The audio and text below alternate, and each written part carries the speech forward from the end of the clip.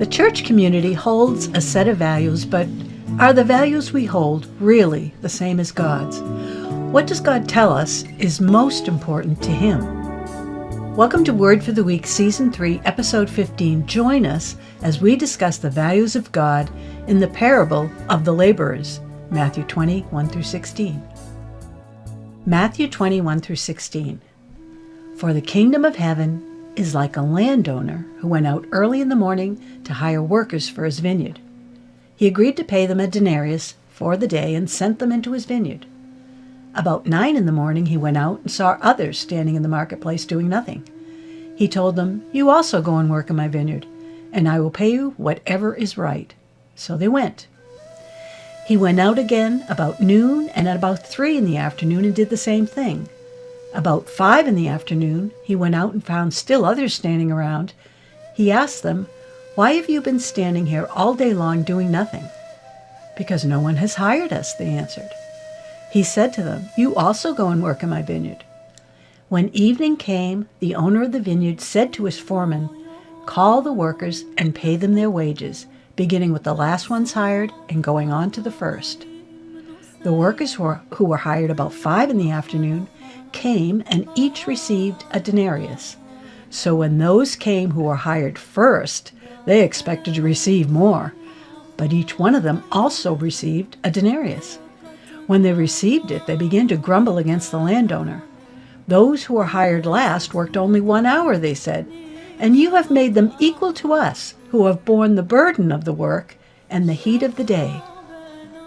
But he answered one of them, "I am not being unfair to you, friend. Didn't you agree to work for a denarius? Take your pay and go. I want to give the one who was hired last the same as I gave you. Don't I have the right to do what I want with my own money? Or are you envious because I am generous?" So the last will be first, and the first will be last. Well, we're back in the parables again this week, Kath, Right. after an interim of Easter, and we're still in this collection of parables called The Kingdom of Heaven is Like, or The Kingdom of God is Like. But with a twist. Yes. The collection of parables we covered so far are mainly in Matthew chapter 13. Those parables centered on what type of person was accepted in the kingdom and how we become that person. Right. But the parables in chapter 19 and 20 are focused on what God values. Yeah, and even for the religious people of Christ's time, he took their entire thinking and value system and turned it upside down. Yeah, he loved to do that. Yeah, he loved to do that. The parable paints a picture of ancient vineyards and workers, all to come to the conclusion that the last will be first and the first will be last. What's Jesus really putting across here? Honestly, I have a bit of a problem connecting that to the story. Yeah, it takes a little bit of, I think of a majority of us as modern Western readers who do have a problem. We need to do a little bit of digging to get the connection. And after all, few of us really have ever worked in vineyards. We drove by and saw a few of them from a distance. Yeah. And that's modern vineyards, let alone what it was like to work in ancient vineyards. So we have a lot of cultural catching up to do here. Yes. In our research, we came across a number of interpretations of this parable, so I guess we're not alone. Yeah, and you're right on that. And the more we researched, the more I've gained respect for this little story. The parable has multiple layers of meaning, really. But to get any of them right, I think what we really need to do is go back to that foundational layer when Jesus was speaking, the situation in which he was speaking, and what he was trying to get across to those original listeners. Right. Well, let's step back into his Jewish world 2,000 years ago. What's the background to what's going on in this parable? Well, it'd be a good idea to do that. And here we are, where we have these day laborers. They're hanging around in the city marketplace. What's that all about? So let's start there and see what we can find. Okay, we found this great description of the average marketplace in ancient Israel, and it's from the American Bible Society. In Jesus' day, every village in Palestine had a marketplace, which was usually located in an open area or where streets crossed. The market had many stalls or booths where food or spices could be measured and sold. A visitor could find things like wheat, barley, bread, fish, olives, and figs. Now, the market was filled with sights and sounds and smells, and sellers would often shout at buyers to try to get them to look at their food or other items. I'm sure it's similar to some that you can go to today. Animals like sheep, goats, or birds that were being sold also made lots of noise.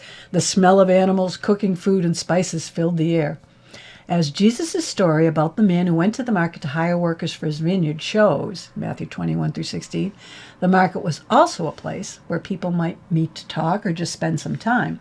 Others went there because they knew that the landowners often came to the market looking for workers. Yeah, so the vineyard owner is a man of some means. Right. He has a foreman. He has probably a handful of workers. Right. But for some reason, he needs more workers, Right. lots of workers, and he needs them right away. So what does that tell us? Well, it really does tell us a lot, and I think this would be, boom, right in the mind of the listener at the time, because they would know the most intensive was where you would go mentally. The most intense, labor-intensive season in a vineyard would be, especially in ancient times, would be the harvest. Right, sure. And so that gives us the time, the weather, and the work situation all within the illustration. For us now, like we said, we have to dig a little bit, but this Right. would have been instant with the people at the time. Okay, walk us through a typical day in harvest season, what it would look like. Okay, the culture worked on farmers' time, if I can say it that way. Israel's or the Hebrew time scale was this way anyway. Sure. But it started at sunrise and ended at sunset, basically. So the picture in a busy market would be something like this. Men are gathering around 6 a.m. in the morning. If they got hired, they would expect to work from 6 a.m. or so to 6 p.m. So there they all are. Good in the long day. Yeah, a good 12-hour day during harvest. There they are waiting around in the town square to see who's going to hire them. Now, if I counted right in the parable, the vineyard owner returns 5 times to get more laborers. Yeah, so you know what? Immediately when I think of this guy coming in and picking people, I think of, have you ever played games as a kid where a few of the kids picked the teams? Oh, yeah. And I was almost always last. And How about you? That's where all these poor kids get scarred by this. Yes, you know, yes. in time. And we know how it works, because if you were the team captain, whoever that was, you pick the most capable players first, Sure. or the most popular, whatever, and all us runts of the litter would be left to the end. Right. So as far as with me, I would have to say I am the world's most average person. So I usually got picked in the middle on stuff. Yeah. On a few occasions, depending who was around, I would get picked first sometimes. Very seldom. But Sometimes if your buddy was the team. yeah, team leader, and then it says, I pick, you know, and then it was very affirming, you know, first pick here. But other times, you know, depending the kids, you were the last one picked, and that was rather humbling.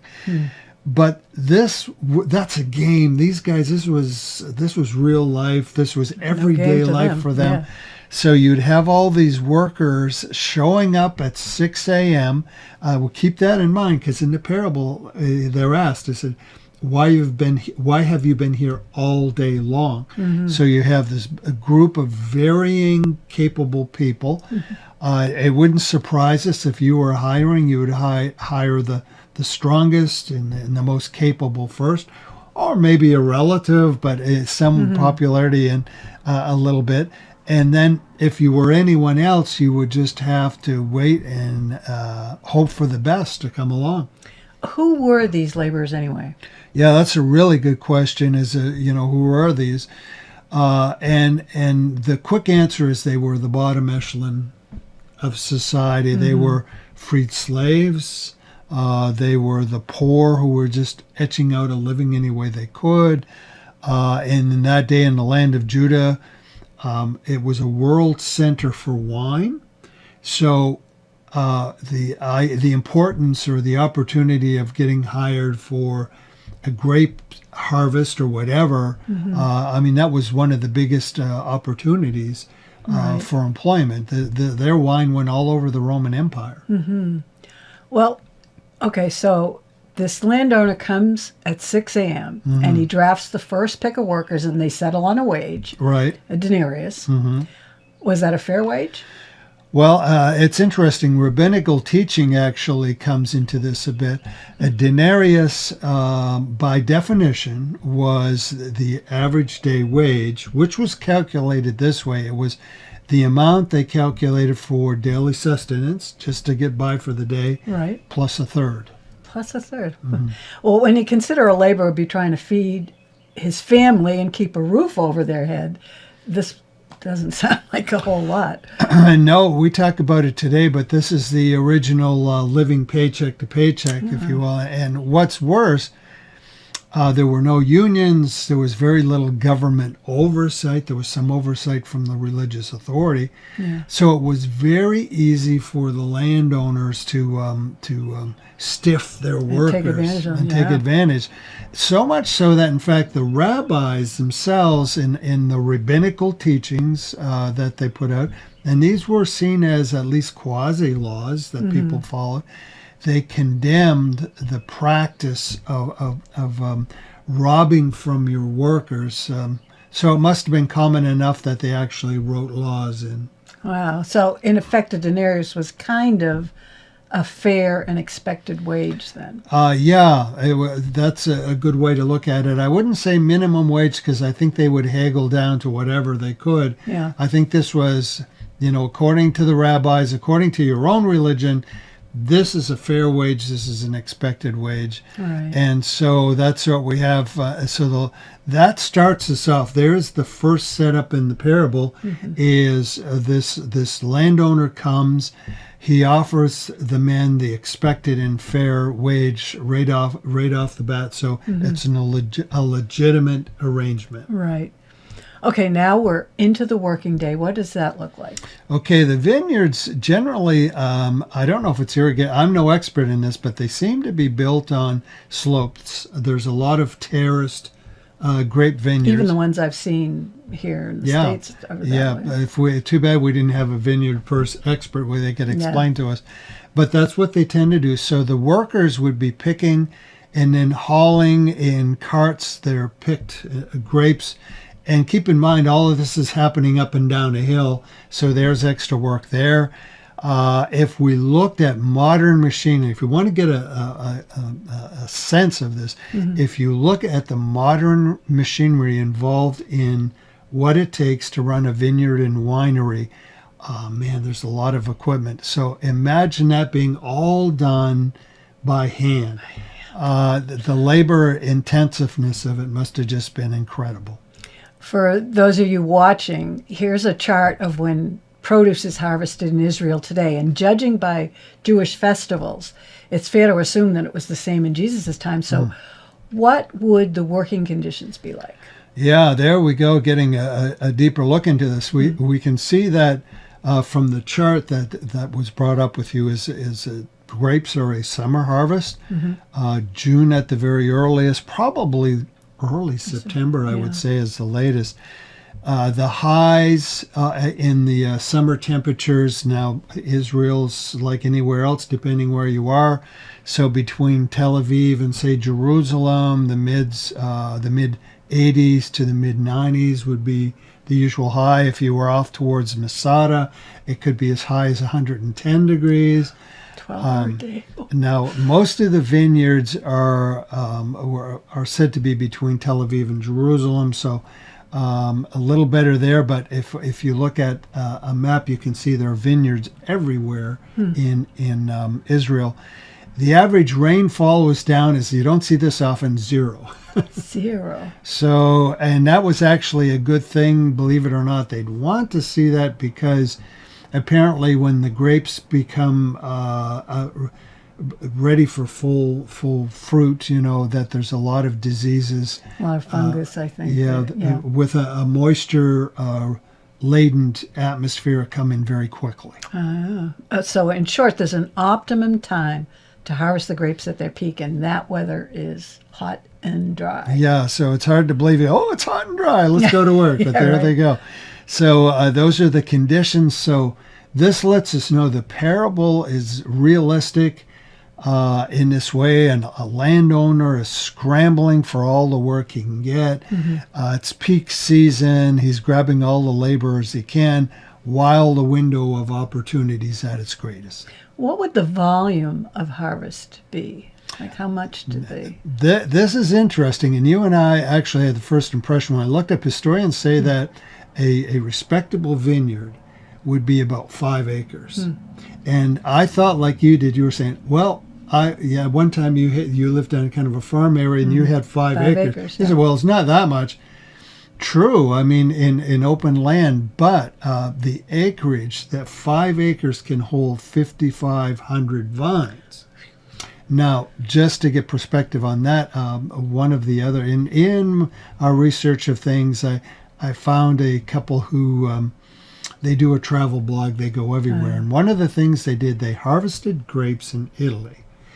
And they did a 5-hour work session, working pretty hard. And keep in mind, on the slopes, but now at least they had tractors and stuff like that. Right. In that 5-hour session, they actually harvested a mere 15 vines. Oh my goodness! So you can imagine 5,500 by hand with no tractors or wagons. Yeah. So yeah, a lot of work. So yeah, those ancient laborers doing it all by hand. There must have been an intense period. I just 12 hours in that heat. Day after day. Yeah. Looking at the chart, a day laborer could be involved in harvesting from April to November. You know, if you went right from the edges and moved maybe even to to the different right. vegetables and stuff. Although I imagine the number of workers and the type of work would change for the different types of harvesting. But still. Maybe even the skill set. Some things, maybe grapes, and of course next to them are olives. Maybe they were even consider. You think that's hard? Try doing lentils or something. I don't know. Yeah, I can't imagine doing that by hand. But anyway. Apparently. So the idea, though, that grapes were a large opportunity for employment that they went after. Yeah.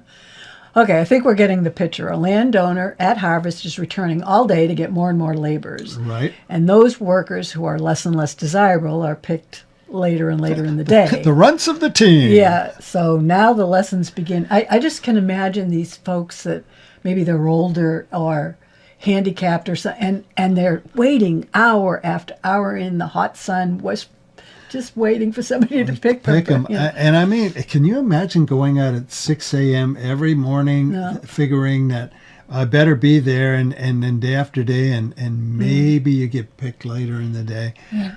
But that's kind of the thing that was going on. So the first, of course, that came in, these first hires, a solid agreed upon wage, a denarius. Right. So there they go. After that, though, Jesus is genius in the parable, because after that, he says to them, he doesn't say a denarius, he says, I'll pay you whatever is right. Quote, whatever is right. And what is right? Right. I mean, they are at the mercy, right, of this guy. Yeah. So what it comes down to, and this is where, like you say, the lesson really starts coming in, is because whatever the value system is of that individual, of that landowner or whatever, that's how they're going to determine whatever is right. Yeah.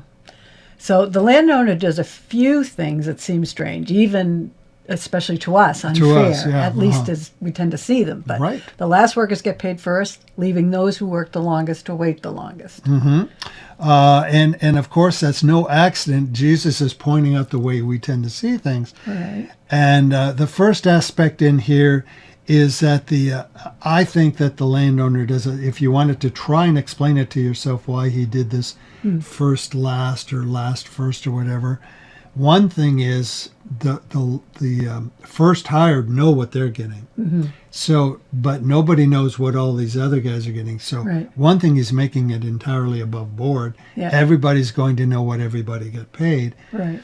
The second element, of course, is that it sets up the real story of what he's trying to get across here, and it allows then the laborers and us to go, why did he make that decision? Right. Hence, we get into what he really values. Yeah. So. Okay, considering the strongest got hired first and worked the longest, they must have done literally tons more harvesting. Right. I can understand them expecting more. I mean, so that I get to see them standing there. Wow, they got a denarius. Surely we're gonna. What are we going to Yeah. get? And I think, and you can see Jesus setting up this tension, and you go, oh man, they should. And then you can imagine when they come and they get what they agreed on.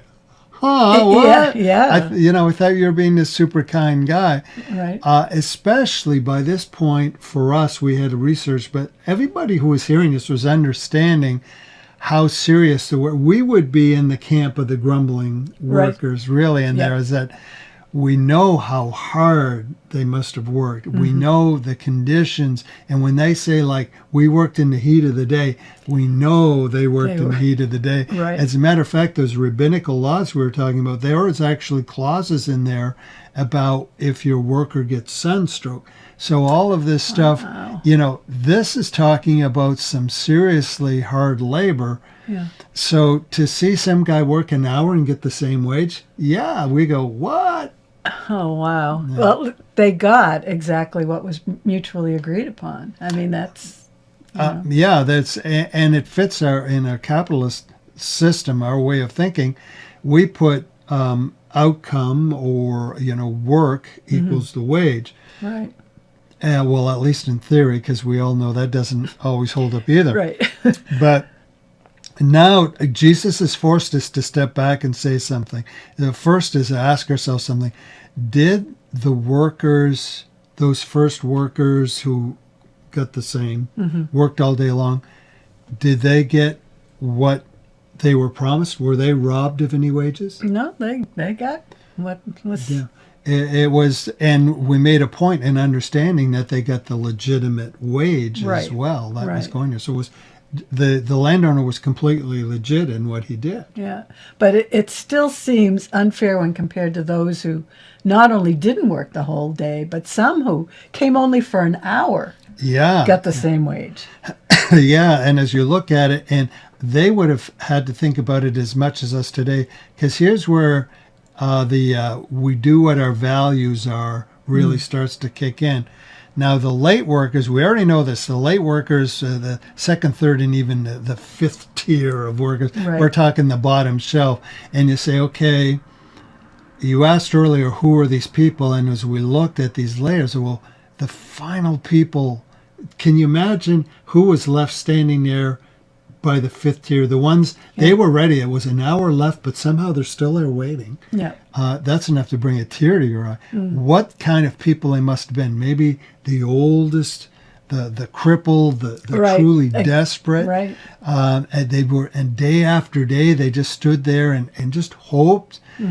And think, if they get hired at the last hour of the day, they still have to eat. They still have families to take care of. But we know it's a 12-hour workday. So that would mean, by the way we're thinking, they would have went home maybe that one day with a 12th of what a normal or another worker may have gotten paid. Just imagine that kind of a thing going on. So you're saying that this was actually an act of mercy on the landowner's part. Then this whole, the last people that came still got... Yeah. And this is the beauty, the genius, once again, in the parable, because when the landowner said, I will pay you what is right. Now, if we would have went back to the scam type guys who, what is right might have, and they probably would have been ready for it. Well, if I get a penny out of this, I'll be lucky. Right. For them, it was all about the money. That would have been what is right. Yeah. There's a different value system going on with this particular landowner. And it wasn't based on the volume of what was produced, but on what was actually needed. He knew these people couldn't live on a penny a day. Yeah. It was a need. And that brings all kinds of implications and applications when we start talking about what is our real value system compared to what God's value system is. Wow. Okay, moving on to what each character symbolizes. It's safe to say that the landowner is God. Yeah. The vineyard is this life. and the work is the work done for God. Right. But how about the workers? Are they the Jews and then the Gentiles, or? Yeah, and this is a really good question, because a lot of messages or whatever we would hear today, we quickly jump to our time, and rightly so. There's a pastor or whatever trying to teach, in 30 or 40 minutes, so we kind of jump to our punchline. Right. But if we really want to talk in clinical biblical terms, however you want to put that, when it comes to what was being said in his day, I think this is a bit different. Like we said, this parable has many, many layers to it. We are going back to the foundational layer, the core layer, the thing that was meant as he was speaking and as it would be understood. Right. That being said, I don't think he's talking about Jews and Gentiles. Why? Well, first, Jesus told us himself he came back to speak to the house of Israel. Right. He was all about getting Israel on track. This was a last call type of thing. So at the core, I think what he was talking about were the religiously favored, the big guys who get picked first on the team, Right. the religiously favored, and then versus the religiously disenfranchised, the runts of the litter. So you have the ones you think are the top-notch guys, the ones who didn't quite measure up, being the last tier of, for instance, shepherds who couldn't follow the ceremonial law, looked down upon, prostitutes, maybe women who were forced to do what they had to do, but a big faux pas in Jewish law, the poor who couldn't give much, like the widow, gives the mite, tax collectors who just kind of gave up and sold out, all these disenfranchised people. If anyone, this is where Jesus is talking, he said, you guys, you were given it all. These people have nothing. Who has greater need, them or you? So there it is brought through in this parable. And then from there, once we understand their situation, we can pick out the timeless dynamic that echoes down right to this day, this whole idea of God's grace. That's where we're really going. So the first is the first layer of the parable. Right. And that would be the first Jewish people that would have been seen as The respectable, yeah, right? yeah. And the last would be the disenfranchised you were talking about. Right. So it's incredible what's said in this first layer of meaning. I mean, I That's take the it first that layer. yeah, right. And I take it that Sunday follow-up will connect this foundational layer to the application to our day. Yeah, that's the idea. But it's important, and that's why, as we do this the little formula type of thing on today, we're not even trying to answer the whole thing. What we're doing is simply saying, this is where Jesus was coming from with the people with whom he was talking in the situation they were. Get this down. Now we can evolve the Yeah, truth. because you got to get this first. Yes. Yeah. Well, that's a really rich and involved picture that we could have easily missed Right. if you just zoom on. So Yeah. here's my bottom line for today. Kathy's bottom line. 1, God's value system is completely opposite to the world system. Yep. It was then, it is now. 2, we act from what we value most and that which makes the most sense to us. 3, God's highest value is the grace that we need, not the merit that we earn. And 4, even the last tier of humanity is not beyond the reach of God. Right. Actually, those are great insights. And like we said, as we look at the layers, this is still only the tip of the iceberg, Right. what you can pull from this little story Jesus said. I can't wait to hear what's covered on the Sunday follow-up. Yeah. But that's certainly enough to soak in for now. Yes, it is a fire hose. We put a few Easter songs up on YouTube and Twitter, but on this episode we share Life Forever Amen. Until next week, enjoy and be blessed, and we'll see you later.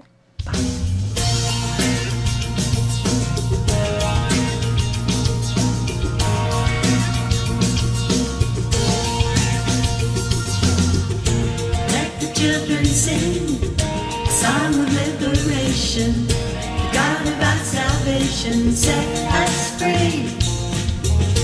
Death is thy sting, the curse of sin is broken. The empty tomb stands open, come and sing. He's alive, alive, alive, hallelujah. Alive, praise and glory to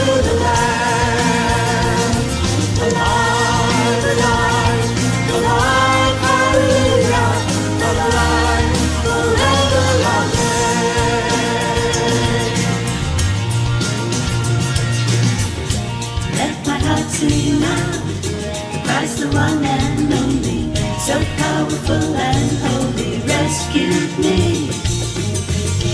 Death won't hurt me now, because he has redeemed me. No grave will ever keep me from my King. I'm alive, alive, alive, hallelujah. I'm alive, praise and glory to the Lamb. Alive, alive, alive, hallelujah. Alive, forever, amen. I'm alive, alive, alive, hallelujah. Alive, praise and glory to the Lamb. Alive, alive, alive, hallelujah. Alive, forever, amen. Worthy is the Lamb, worthy of our praise. Worthy is the one who has overcome the grave. Let the people dance, let the people sing. Worthy is the mighty King. Worthy is the Lamb, worthy of our praise. Worthy is the one who has overcome the grave. Let the people dance, let the people sing. Worthy is the mighty King. Worthy is the Lamb, worthy of our praise. Worthy is the one who has overcome the grave. Let the people dance, let the people sing. Worthy is the mighty King. Worthy is the Lamb, worthy of our praise. Worthy is the one who has overcome the grave. Let the people dance, let the people sing. Worthy is the mighty King. He's alive, alive, alive, hallelujah. Alive, praise and glory to the Lamb. Alive, alive, alive, hallelujah. Alive, forever, amen. I'm alive, alive, alive, hallelujah.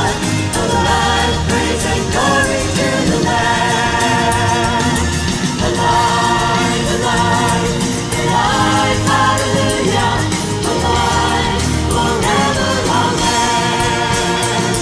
He's alive, forever, amen. He's alive, forever,